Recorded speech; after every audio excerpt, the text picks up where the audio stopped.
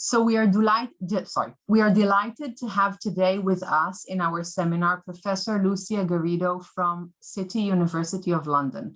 Lucia did her first degree in psychology at the University of Porto in Portugal, and then an MSc in cognitive neuropsychology at UCL, University College London. She completed her PhD at the UCL Institute of Cognitive Neuroscience, working with Professor Brad Duchesne, and then continued to a postdoc at the Vision Science Laboratory at Harvard University, working with Professor Ken Nakayama.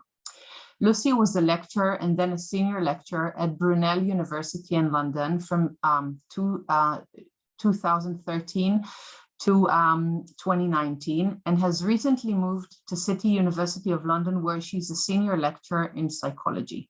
She's a cognitive neuroscientist studying visual perception and social perception. In her research, she attempts to shed light on perceptual mechanisms that we use in our social interactions. She's interested in how we use information from faces and voices to recognize who someone is, to infer their emotional and mental states, and to decide how we should act towards them. Lucia uses behavioral and neuroimaging methods to investigate these questions. And so without further ado, I'd like to welcome you, Lucia, to tell us about your research, and thank you for joining us. Thank you so much, Sharon, for the introduction, and thank you so much for inviting me to come and give this talk. It's very nice to share, to talk about research after like a couple of years for me that I feel like I haven't done much research. So I feel like thank you so much for having me. I'm going to share my slides, and can you hear me okay? Yes. Yes, I mean, I can hear you great. Okay, and I hope you can see my slides too. Yes, I won't be able to see you, so if there's something that is not clear, feel free to interrupt me, because just so that I can see all the slides, I'm just going to remove the faces, if that's okay. So I'm going to talk about representations of people in the brain, and just to give you a bit about my interests, I'm very interested in all the mechanisms that we use in our interactions with people. And we use a lot of information from their faces, their voices, their body movements, to react to people, to recognize who they are, to decide whether we're going to approach them or not, whether they are enjoying what we're saying or not. And I'm very interested in what are the cognitive and neural mechanisms that we use to do this. And today I'm going to tell you about two main studies that we have done trying to shed light on some of these mechanisms. And just as an introduction, I'm going to talk about two main neuroimaging studies, and a lot of the regions that I'm going to talk about are regions that seem to have some preference or some higher responses to information about people, and they can be for faces, for voices, or people more generally. And so we know from many previous studies that there are these regions that consistently respond more to faces than to other types of objects. That is shown here as the fusiform face area, the occipital face area, a region, the posterior superior temporal sulcus, and there are other regions, but these consistently show these higher responses to faces than to other objects.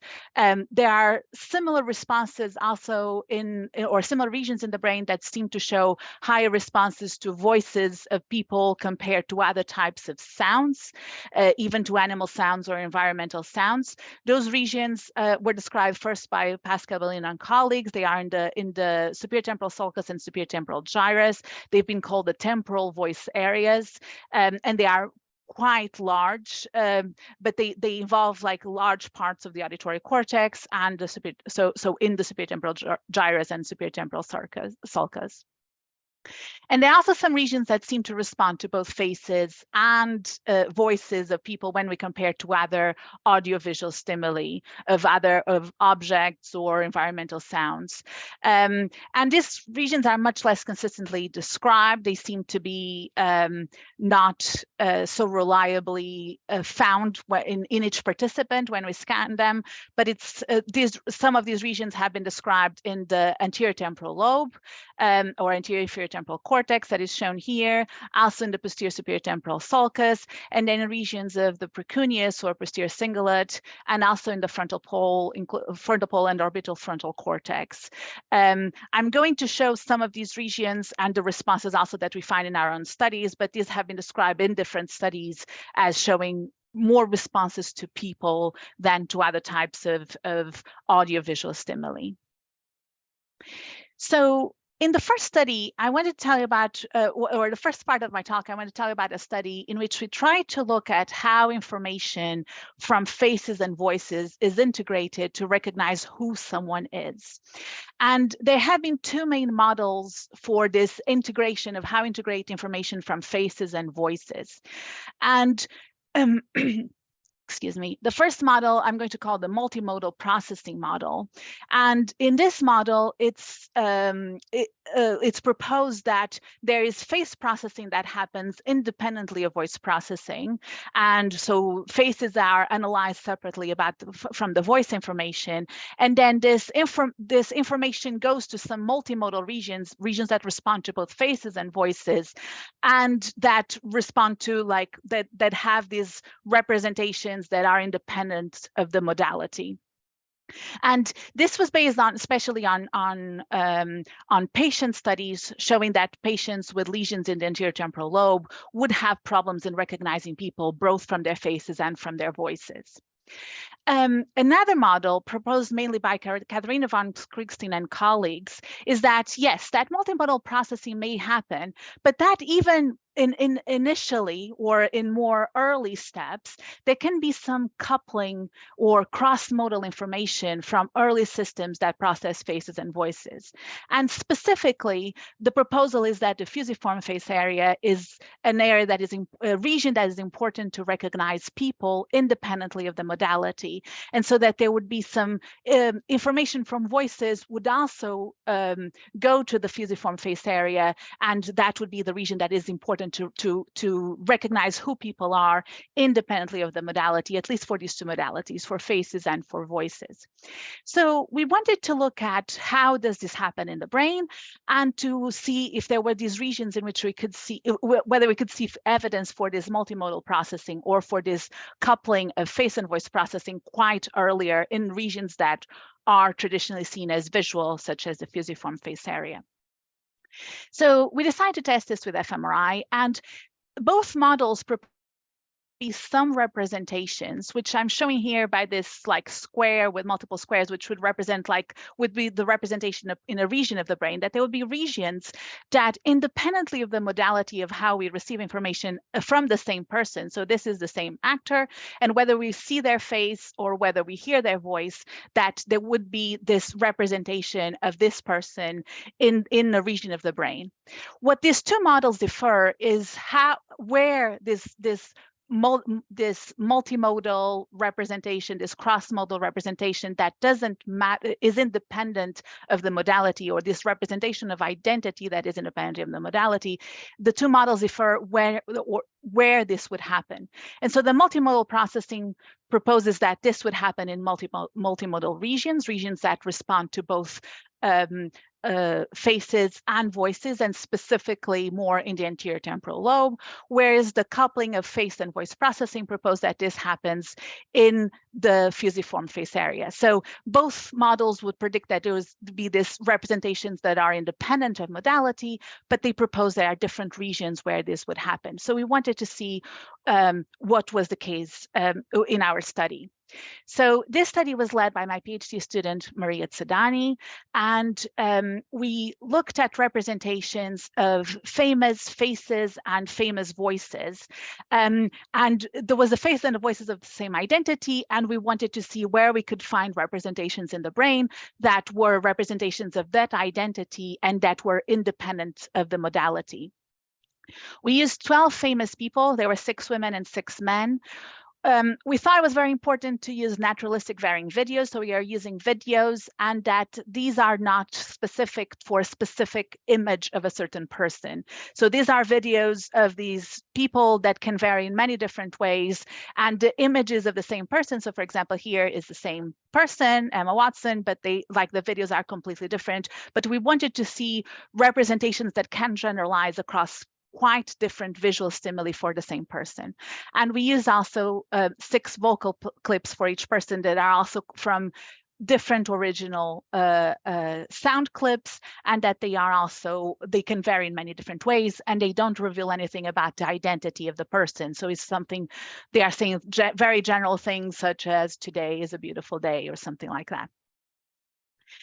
These were the people that we used. You probably won't recognize many of these individuals.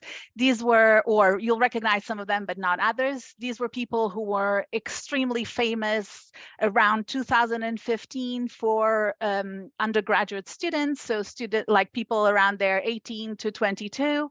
It took us a lot of pilot testing to find a number of people that people could very easily recognize from their voices. It's very easy to do that for faces, but not so much for voices. So it took us a lot of pilot testing to find the stimuli. And of course, the stimuli are then very dependent on the time that it was tested. And maybe like some of these people were no longer be recognizable by like undergraduate students.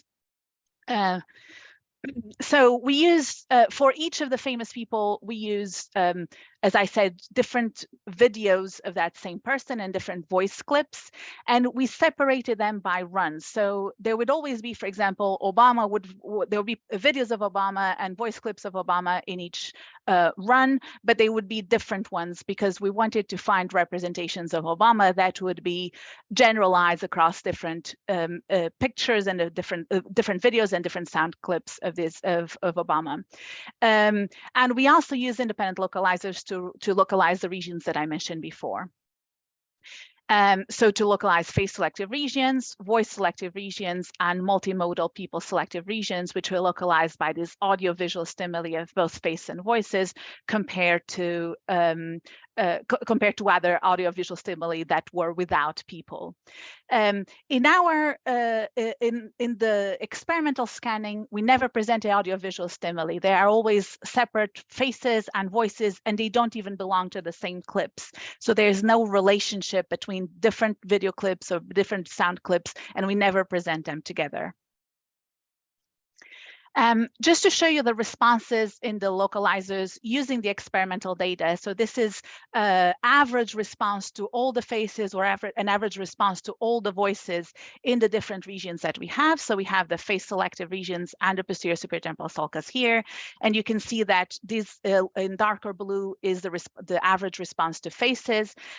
Each of these circles is one participant, and in lighter blue is the responses to voices. So you can see that in the fusiform face area and the occipital face area, there are these higher responses to faces, and that there are responses to voices also in the fusiform face area, but they are much more reduced. And in the posterior superior temporal sulcus, even if it was originally defined as being face selective, it shows these multimodal responses that shows both high responses to faces and to voices. Lucia, just a quick question. Yes. Was the localizer dynamic? Used dynamic faces? Okay. It was. Yeah. Both experimental similar. It was completely different stimuli, but they were both dynamic. Yes. And in the voice selective region, so we use 2 different localizers. We use the original localizer by Pascal Bellin, and this is what we're calling the temporal voice areas. And then we use our own localizer with similar stimuli, so they would be comparable in the face and the voice condition. And that's what we're calling here the STS, STG, and it's a bit larger than the TVA regions, but we are showing you a result in both, and they are, in all the results I'm going to show, they are largely the same. But you can see again that there are some responses to faces in all these conditions, but there are much larger responses to voices in all participants in these regions. And then the multimodal regions, which were defined as these regions that had high responses to audio-visual stimuli of people compared to other things. We find all of them have strong responses to voices, much less response to faces. But you can see that apart from the frontal pole, all of them show responses to both faces and voices, though much less strong than we intended, especially for these regions of the anterior temporal lobe, which could be because of it's very, as we know, it's very hard to image these regions, and we could just have had a problem of signal dropout. And in these regions, they were still responding to the voices, but to the faces much less than we thought it was going to be the case. So this was how we define our regions of interest. And then looking at the experimental data, we wanted to know about these regions that would show the same representation independently of the modality. So I wanted to tell you a bit about the discrimination. So the classifier that we used both within the same modality and across modalities. So I'll start explaining how it works within a modality, and then you can see how it works across modalities. So we use something called the linear discriminant contrast. The idea is that we trained a classifier first we divided the data in two partitions, and this is what I'm calling partition A and partition B, which were independent runs on the same participant. And for each of the regions that I showed you before, we looked at the brain activity pattern for that region for each identity. But because they were different runs, they had different stimuli for the same person. So it was we're not looking at representations of the same stimulus, but representations of the same identity. And in one partition, we looked at how we could distinguish each pair of people. So here we had two different people, and we trained a classifier to discriminate between these two people. And then we applied this classifier to the separate partition and see if we can still discriminate these two people. If we, and this is what we introduced here, is basically like how for each of these two pairs, what is the discrimination between these two? And if the discrimination is above zero, and above zero consistently across participants, it means that the classifier that we trained can actually still discriminate these two identities in the second partition. So we did that within modalities, and then the main point of our study was to look at how we could do this across modalities. So if there were some representations that were independent of the modality, then we would expect that if we trained a classifier to distinguish two identities in partition A, it still would be able to discriminate the same identities using just voice information. Okay, and so we wanted to see how this discrimination would be done across modalities. So for each of the regions, for each ROI and each participant, we would always end up with a matrix like this. So each of these entries is one of the identities that we had, but we either had just face information, and we wanted to know if training the classifier with face information and testing the classifier with face information, and this is how well the trained classifier would work. So each of these squares here shows the discriminability between face-to-face information. We also had voice-to-voice information, so classifiers that were trained on voice information and tested on voice information. And then we wanted to look at this cross-modal discrimination. So if we had classifiers that were trained on faces and tested on voices, and then vice versa. So we end up with matrices that look like this. So they've been trained on faces and tested on pairs of voices, or trained on voices and tested on pairs of faces. And then just to look at the discriminability of all these people, we average all of these squares that are shown here, which shows basically the main ability of the classifier to discriminate information within faces, within voices, or cross-modal. So just to remind you, like we wanted to see which of these regions was able to show this cross-modal discrimination, and the multimodal processing assumed that, or proposed that this cross-modal discrimination would happen in multimodal regions, whereas the coupling of face and voice processing proposed that this would happen in the fusiform face area, so much earlier than multimodal regions.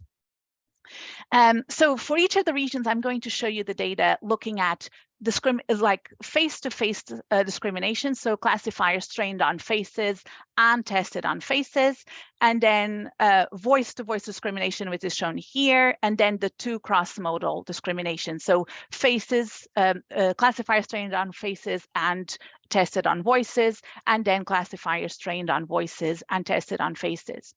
And what you can see here already for the fusiform face area is that we can only discriminate face information. So we did not find any evidence of being able to discriminate identities based on voice information only or on cross-modal information. And the same for the occipital face area, that it could also discriminate the identities based on face information only, but not on voice information or cross-modal information.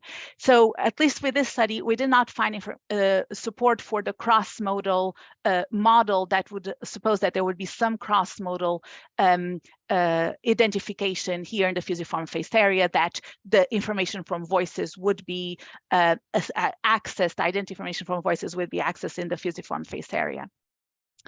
In the posterior superior temporal sulcus, which was multimodal, it was the only region that we found evidence of this cross-modal discrimination. So we could find evidence of both unimodal discrimination from faces to other faces, from voices to other voices, but it could also discriminate pairs of voice identities based on face information and vice versa, as you can see here. So again, this is each of these circles is in one participant, and the bars are the average, and we'll look at whether the responses, the performance is higher than 0. In the voice selective regions, we found evidence that they could discriminate voice identities in most of the cases, or in all of the cases. In some cases, there was also discrimination of face information, and that could be, those regions are really large, and they do encompass the posterior superior temporal sulcus as well. In this case of the left superior, the left superior temporal sulcus and superior temporal gyrus, we also found evidence of cross-modal discrimination. We are a bit unsure about this because in this case, we didn't find unimodal discrimination for faces. And again, this region is also really large, and includes the posterior superior temporal sulcus, and so it's we don't know which part is able to do this discrimination. Plus, we're not very confident that it can do, given that it could not do unimodal discrimination in this case. In the multimodal regions, we did not find evidence of any cross-modal discrimination. We found evidence of discrimination of voice identities, but in none of these cases, there was evidence of cross-modal discrimination, including here the anterior temporal lobe, which we were disappointed in, could be because we just could not get enough signal. But in this case, we were not able to find any cross-modal discrimination in this case. So to summarize this part, looking at these models about how face and voice information is integrated, we don't find any evidence for this coupling of face and voice processing information in the fusiform face area. And we find evidence that this region, the posterior superior temporal sulcus, that responds to both face and voices, seems to have these representations that are independent of the modality. And so that representations that can discriminate between two identities in one modality, they can be generalized to a different modality. It's not in the anterior temporal lobe, like the models predicted, when we find this in the posterior superior temporal sulcus, which is a region that responds to both types of signals. So we found a modality general representation of person identity in posterior superior temporal sulcus. So these linear discriminants trained to distinguish between two identities in one modality could also distinguish the same identities in the other modality. And so we find support for this modality general mechanisms in the multimodal posterior superior temporal sulcus. We're also very interested in this, all these other regions that were able to discriminate between faces and voices, and this has been shown in many different studies. So the second part of the study, I wanted to follow up a bit on that. So many other studies have shown, and focus more on faces, given that this is a vision talk, and I'm going to leave the voices for the second part. So we wanted to know, so many other studies have shown this, that face responsive regions can distinguish between different identities, and different studies have done it differently, or showing different regions, also looking at identities, for example, looking at viewpoint, and here we are using this very naturalistic stimuli, and we'll still be able to find some discrimination between these identities using in these face responsive regions. And we're interested in what these regions do. So others and many others, and we in the study have showed that we could distinguish between identities, but what is the information that is being represented in these regions, and do they all do the same thing? So even if we find that the OFA, the FFA, the posterior supratemporal sulcus can distinguish between identities, does it mean that they are using the same information? And behaviorally, we can distinguish faces using many different dimensions, including many that I have listed here, like surface appearance, shape of face features, spacing, configuration, gender, age, but also much higher level things about what we know about the people, and including social traits, semantics, and so on. And so we wanted to know if these face responsive regions distinguish identities using the same information or different information. Do they encode the same information about faces? And this is my bad attempt at trying to see how we could imagine that these different regions were encoding information about identities. I don't think so. We find that it's like, for example, the fusiform face area can distinguish between identities, but we can't. We probably don't assume that it has a representation for each identity that is completely separate from all other identities. So that would be like a point in a sphere that has the same distance to all other identities. Instead, we may think that the representations in each of these regions are going to be similar to each other depending on some dimensions of these people, of these identities. So on one hand, for example, we could use gender information. We could have some representations that separate just men and women.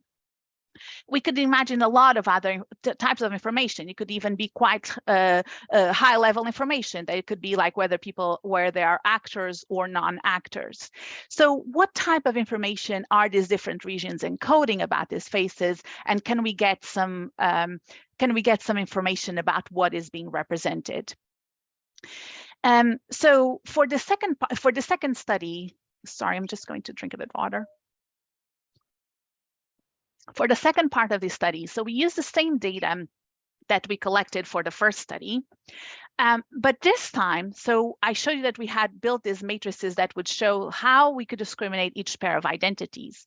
And in the first part of the talk, we averaged all this to know like how we could discriminate faces to faces and so on. This time, I'm using just the face information, but instead of averaging, we are using all the matrix to know how each pair of identities can be discriminated from each other. So we wanted to know why first, whether these representations are reliable across participants, and also can we find out about something about what each of these regions represents by knowing how they spatially represent each of these identities in relation to each other. So we looked at the distances between the pairs of identities, and now we can compare this representation and compare with possible models about what sort of information we could use to distinguish between identities. And we use representational similarity analysis to look at that. So that was for the brain data. And now we needed to build models about what information could be represented in these different regions. So we used two types of models that I'm going to define as perceived property models and image-based models. So let me tell you first about the perceived property models. So these were things that we asked participants to tell us about the similarity between the identities. So first we asked them, so they saw the same stimuli that they saw in the scanner, But now we ask them to make some judgments about social traits. So it could be about how trustworthy is this person, how dominant they are, how attractive they are, and how positive do you feel about them. We also ask them for each pair of faces to tell us how similar they looked, how visually similar they looked in this case.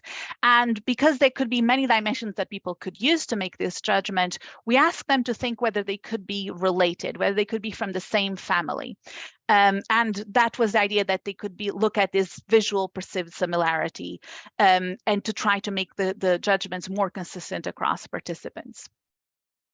So based on these judgments, these behavioral judgments that participants did, we then could build model matrices that could tell us about the differences between the identities in each of the dimensions that we tested. So for these perceived property models, again, each entry here is one of the famous people that we had in the study, but now they tell us about the perceived trustworthiness. So the difference between each pair of faces based on perceived trustworthiness, on perceived dominance, on perceived attractiveness, valence, on all social traits combined. So this would mean like that we'll have a vector with all the social traits combined, and then on perceived similarity, and also just based on gender, whether they were the same gender or different genders. In addition to these perceived property models, we also wanted to build some models that were just based on the images that we used and on the videos, in this case, that we used. So we used different models to look at this. In this case, the matrices are much bigger because instead of using each identity, we are using each stimulus that we use for each of the identities. So the bigger square is one person, and each of the little squares that you can probably not see means it's one of the 6 stimuli that we use for that person. And we either use the first frame of the video in this case, or we use just the face. We used an automatic detection algorithm just to detect the face. So some of these models we compute just with the face, and others we computed with the whole frame. So the open face model is a neural network that it has been trained in completely independent faces, but has been trained to distinguish between people and find so to find the same pictures of the same person and distinguish those from different people. So that is quite similar to what we do in identity recognition. We need to deal with the variability that the same person can show in different pictures or when we see them on different days, but also be able to distinguish them from different people. And this distance is computed with this deep neural network model between each pair of the stimuli. And you can see that it does quite well in grouping pictures of the same person and distinguishing them from different people. 10 years ago, this was not possible. So this is something that neural network models can now do, but that we thought for a long time that it was very hard for any machine learning algorithm to do. And it's something that it was the only model that could do this, that could group pictures of the same person and distinguish between different people. All the other image-based models that we use couldn't really do this. So we use models, the Gabor-Jet model, to be similar to the functions of early visual cortex. And again, this is like each of the entry in the pictures. We use information just based on pixels, and we either did this just with the faces or with the whole frame. And you can see what these models look like here. And then we use this GIST model by Antonio Torralba and colleagues that, again, tries to work similarly to the functions of early visual cortex, and and tries to model those functions to look at the similarity between a pair of pictures. And again, you can see here what are those similarities between different pictures of the same person and different people. To then make these comparable so we could compare with the brain data and also with the other behavioral measures, we then average the values within each of these squares for each pair of people, okay? So this is what is done here to average like all the instances of the same people, of the same 2 people. And this resulted in using these image-computable models that are just based on properties of the images themselves. So then for this representational similarity analysis part, we had these perceived property models based on judgments that the participants did, and these image-computable models that were based on the images themselves. If you're interested, I can talk about this maybe a bit later, but these are just the correlations between the models themselves. And you can see that the perceived property models correlate more among themselves, and the open face models correlate more among themselves. Sorry, the image computable models, with exception of the open face that seems to behave a bit different than many other of the image computable models. So what I'm showing you now is the correlation, the average correlation. So for each participant here, for each participant, we compared the brain the similarity matrices, so the brain RDMs that they had for each region in terms of the face representations to each of these models. And I'm showing you here the average across participants, okay?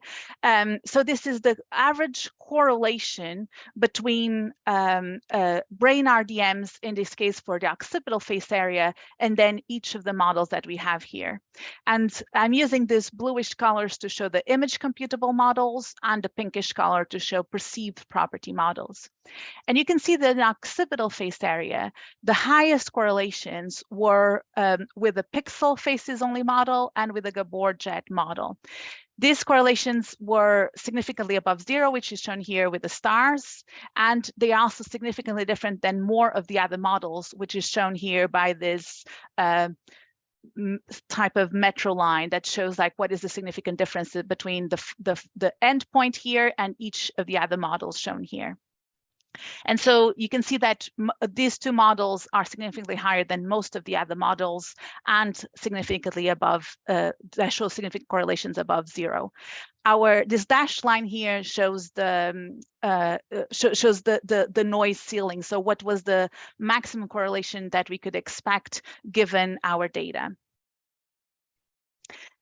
For the fusiform face area, it showed a different pattern, that the highest correlations were with the perceived property models, and specifically with perceived similarity and social traits. The only image computable model that also had a high correlation was the open face model, so the deep neural network that also showed a high significantly above 0 correlation compared to the other models, to the other perceived property models, that none of them had significant correlations with the brain representations in the fusiform face area. And then for the posterior superior temporal sulcus, we didn't find that any of the models show significant correlations between the brain data and our models. We then thought that maybe each module individually was not sufficient to be able to explain all the variance in each of these regions. Given that all the correlations were lower than the noise ceiling. So we thought that by combining different models, maybe would be able to explain more of the variance, because they could be explaining different parts of the variance. So we used a reweighting model in which we fitted the weights in one part of the data and then tested that in a different part of the data. So using cross-validation and each analysis doing bootstrapping to get so each time resampling the participants, so we wouldn't test and train them on the same participants. And the main thing is that so in the full colors, you can see the same very similar results to before. They were just done in a very different method using this resampling and cross-validation. But again, for the occipital face area, we see that most of the highest correlations are for the pixel faces in the Gabor jet, and the fusiform face area, the highest correlations were with the perceived similarity and social traits, so with the perceived property models, but also with the open face.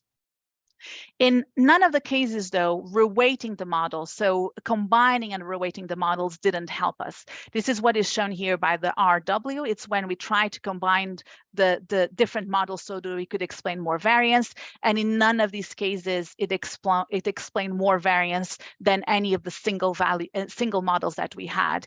So showing that many of these models are explaining the same variance. They are not they are representing the same information. So to summarize this part, the face-responsive regions distinguish between identities in similar different ways. So we found that the FFA and OFA encode distinct information about identities, and they seem to represent information in different ways. Even if they both can discriminate between identities, they are doing it in a different way. And one thing I wanted to show you is that these are not just representations of people generally. So we can also extract voice matrices for voice RDMs for the same people, and then do the same analysis comparing to the perceived property models and to the image-computable models. And that is what is shown here. And there is no correlation, no significant correlations with the models in this case. The brain representations are actually not consistent across participants. So it's not representations that are cross-modal in these regions or in the FFA and the occipital in the OFA. That is not the case. So that brain representations of voices don't show the same correlations with the models that we had here. It is only the representations of faces. Another way of looking at whether these representations are that represent the same information across participants or not. So it could be that they were still representing different information, but we also wanted to know, are they representing the same information across participants, or could it be that each participant is representing this information in a different way? And we didn't find evidence for that. So we don't find evidence that within the same participant that representations are more reliable than across participants. And in fact, that we find that the correlations are higher across participants. So let me explain what is shown here. So here we looked at, sorry, was there a question? I think not. Oh, okay, sorry. I thought I heard a question. Yeah, maybe.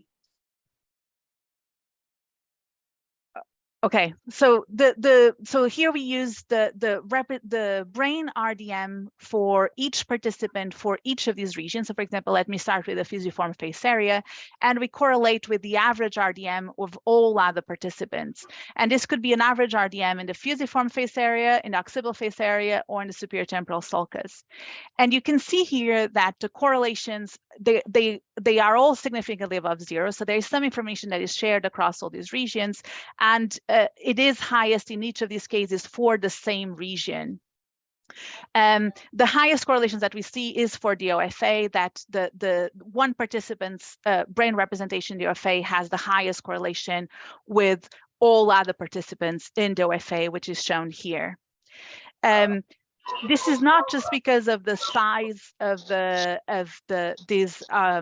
these regions. So for example, if we look at the voice RDMs for these regions, you can see that the voice RDMs are not reliable across participants in any way. So if we look at a voice, distinguishing between identities using voice information in each of these face selective regions, the brain RDMs are not reliable across participants in any way. The only place in which they are reliable is for the posterior superior temporal sulcus, so the region that we had shown before that had these cross-modal representations. So for all other regions, the correlations are approximately zero, meaning that, yes, we can find a signal for each of these identities using voice information, but it's completely, it's mostly noise. It's not reliable across participants. So, to summarize this part, the FFA and the OFA seem to encode face identity in a different manner. Even if both of them can encode face identity, they seem to do it in a different way. The representational geometries in the fusiform face area seem to be mostly associated with high-level properties, such as perceived visual similarity, social traits, gender, and high-level image features extracted with this deep neural network open face, whereas representational geometries in the occipital face area were mostly associated with low-level image-based properties, such as pixel similarity and features extracted with Gabor filters, so much more similar to functions of early visual cortex. However, we still don't know which information is encoded in a multimodal posterior superior temporal sulcus, or we could not find any of the models correlated significantly with this region when using face the face matrices only, and even when using the voice matrices or the cross-modal ones. We are interested in what other models could we test, what other things could be more related to semantic representations. In terms of the posterior superior temporal sulcus, could it be more related to information that we did not test here, something about facial movements, something about emotions, something that is about representing identity using these idiosyncratic ways in which people move their heads. And we're also very interested in whether these representations depend on being familiar with these identities or not. So all the data that I showed you was using these famous people. And we want to know, does it matter that we are using famous people here and that these were very well-known people to our participants? Would we find some representations of identity, even if we didn't know who they were? Or could it be that different regions would have different profiles? So for example, could it be that if the OFA is much more dependent in image-based properties, then we would find representations of identity in OFA, even if we don't know who these people are, but would not be able to find them in higher level regions. So we're trying to test this idea whether familiarity matters, and we're doing this by, we collected data in which we scanned people before they were familiar with a group of faces and voices, and then we scanned them again after they became familiar with them. But we're still analyzing this data, so I can't tell you at the moment anything about this because we haven't finished those analyses. Okay, and that's it. I'm going to so just finish by thanking the people who helped with all this work. So Maria Tzadani was my PhD student who was who led most of this work. This work was also done in collaboration with Nico Kirgiscourt and Carolyn McGettigan, who were co-applicants in a grant from the Leverhulme Trust who supported this work, and Kate Storrs and Adrian Williams also collaborated to this project.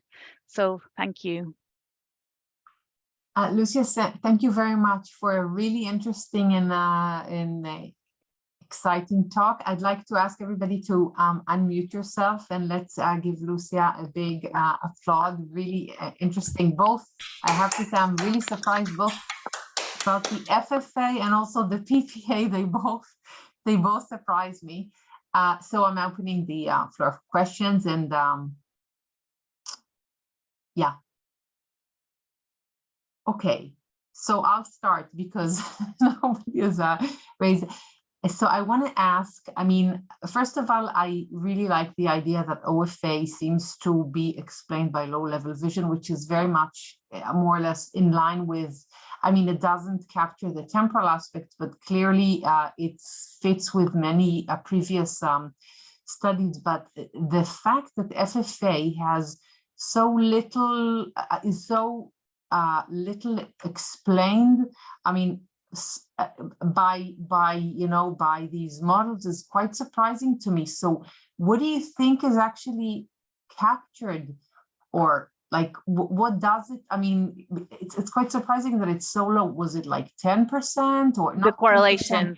Yeah, which is really low, isn't it? I mean, I thought you would show the highest, but yeah, so the correlations are quite low. The noise ceiling is quite low. So I think it's more an issue with, especially for the FFA compared to the OFA. The OFA is actually, so it's about 30% of the variance that can be explained, but for the FFA is like, yeah, it's about 13%, I think.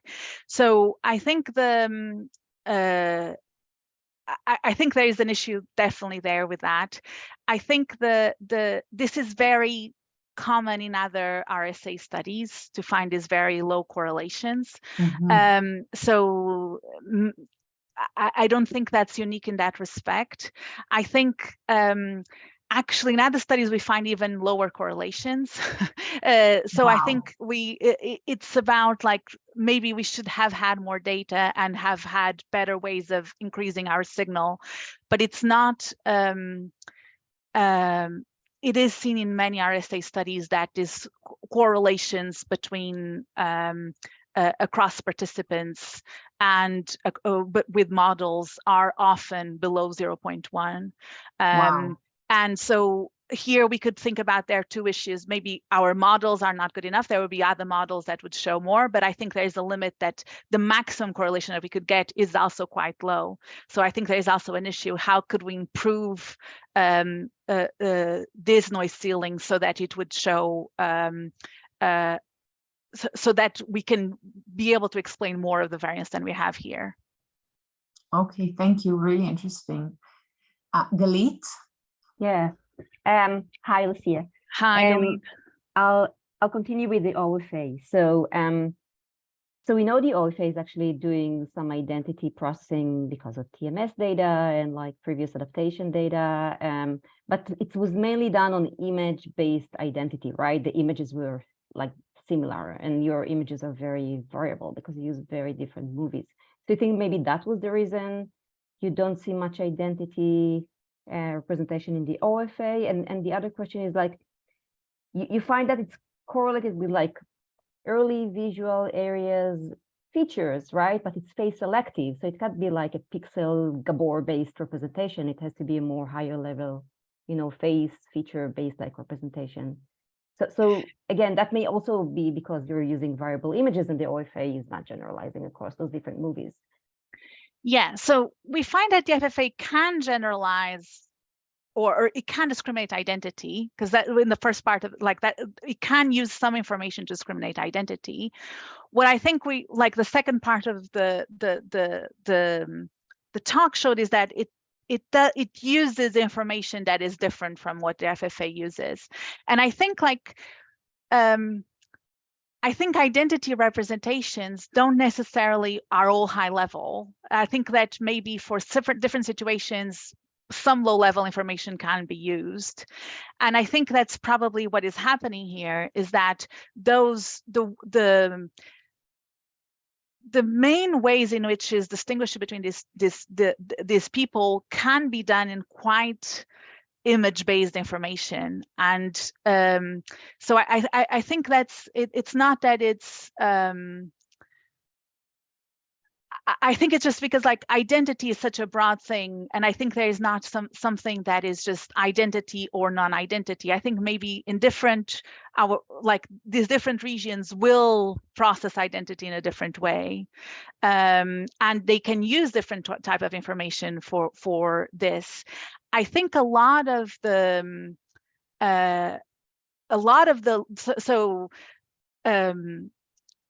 the open face model, it didn't actually correlate very well at all with the OFA representations. However, that model shows that it's possible to discriminate identities based on these low-level properties, even if we use these very variable images, right? There's something in the images that can tell us that information, even if we can only we need to learn to what is this information is, and it's kind of like undescribable. But I do think that probably it just is using it's not using the same computations to distinguish between these identities. Would that address your question? No, yeah, it makes sense. They would use different information. The question is what kind of information, and yeah, yes, I mean, you know, that's it's complicated to find out, but yeah. Maybe Lucia. Oh, sorry. Yeah, go on. Okay, so about the perceived traits, right? So you use perceived traits, which are usually used with unfamiliar faces, and then it would give you information about, you know, visually derived trait information. But when you use them with familiar faces, then I guess people are more likely to use their knowledge about those people to make those inferences about the traits, right? They do. They do, right? They do, because we actually we have a behavioral study in which we measured how they did before becoming familiar and after becoming familiar, and they change. They become a lot more higher correlated with each other. Cool. People use like, and basically then it becomes everything much more about likability, whether you like people or not. Okay. So they also become much more associated. So yeah, I think those traits are high level, very high level traits. Right. It would, those so people. it's not, in your case, it would be like perceived visual information, like, but in that specific study. Yeah. But in we also had just the perceived visual similarity, right? That was independently of traits. So just like, could these two people be related, which was actually one of the highest correlations with the FFA and correlates highly with the open face model, and that is asking participants to rely on the visual information. But of course, what they are doing is probably it's impossible to separate that completely from everything you know about a person, right? We find in this behavioral study that we ran, asked participants to do this perceived visual similarity before and after familiarity and the perceived traits, that people change much less their perceived similarity. They kind of like have very similar judgments before and after familiarity, whereas for traits, they change a lot. They basically, it becomes who you like or you don't like. Okay, that's beautiful. Thank you.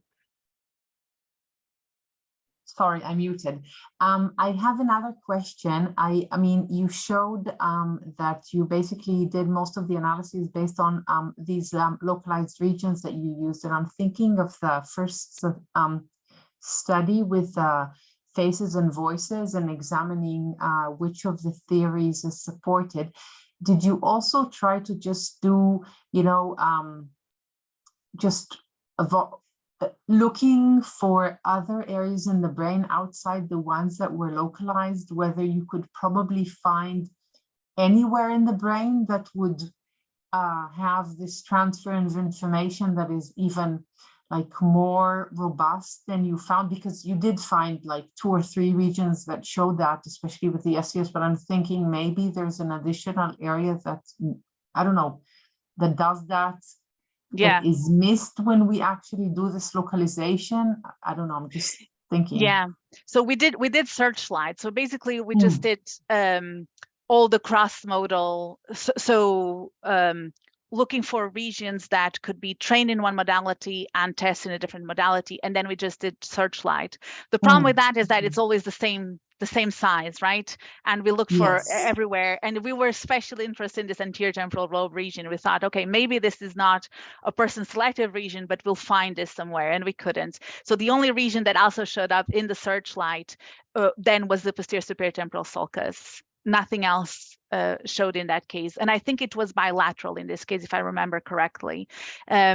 So it was both in the left and the right, even if we just used the localizer for the right posterior superior temporal sulcus, but there was this region of cross-modal when we use the Searchlight that was just in the posterior superior temporal sulcus. Wonderful. Thank you. We do think that our scanning was not able to capture all the signal in the anterior temporal lobe. So it's not that maybe that is the main problem, is that we're not able, because of signal dropout, to be able to find those cross-modal representations there. Interesting. So you think, for example, because the recent studies or the recent found patch that is in macaque with the macaque familiar or personal familiar monkey. So maybe do you think this is where the signal dropout might be, maybe obscuring the ability to find it in humans? Yes, I think there's a known problem, and Galit has done some research on that. There's a known problem about scanning that part of the brain, and if we want to have slices to cover the whole brain, it's very difficult to do it. So I don't think our scanning was set up so that we could get good signal, or it's not that I think it was not set up to get good signal in the anterior temporal lobe. Okay. Thank you very much, Lucia. It was really an exciting talk, very interesting. And thank you so much for joining us. Thank you so much. Yes. Thank you. And again, thank you very much for joining. Thank you so much for listening. Thank you for all the questions. Thank you. And thank you so much for inviting me, Sharon. Oh, very happy to. Okay. Lovely. Bye-bye. Bye. And we'll be here next week. We'll post the details.